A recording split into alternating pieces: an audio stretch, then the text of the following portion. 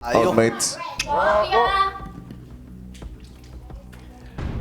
nakikita ninyo ngayon ang 8 golden circles.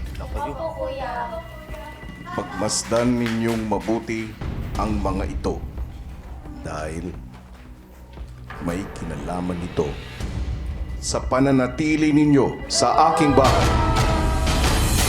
Kinabukasan sa bahay ni Kuya, maagang gumising ang boys.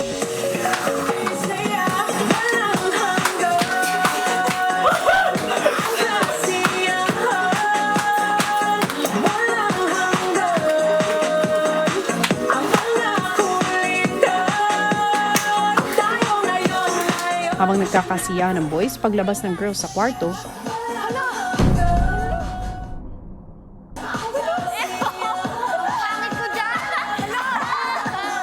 nauna po kasi kami lumabas na girls, tapos nakita po namin dun sa living room yung, kumbaga, pictures po namin na nakapakoin. Tapos meron din pong 8 na golden coins po na nakahang, pero wala po siyang pictures, so bali blanco po siya.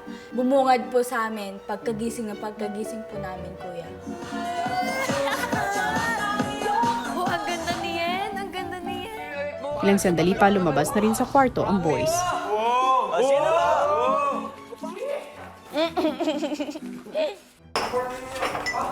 Time to serious mode. Nomination? Ba't wala naman? 8 lang yung coins. 16 tayo.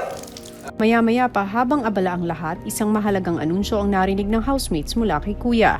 Outmates, nakikita ninyo ngayon ang 8 golden circles. Pagmasdan ninyong mabuti ang mga ito dahil may kinalaman ito sa pananatili ninyo sa aking bahay. Kung sino man ang 8 housemate na malalagay sa golden circles, sila ay ang karapat-dapat pang manatili at hindi maaaring mapasama sa mga posibleng ma-evict ng bahay.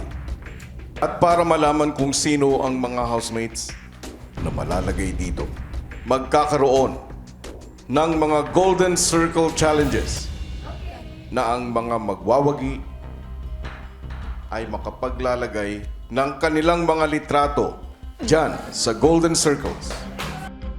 Pero meron sa inyo ang hindi na makakasama sa mga Golden Circle Challenges at hindi mabibigyan ng pagkakataon na ipaglaban ang kanilang mga sarili dahil sila na ay mapapasama sa mga nominado. Housemates,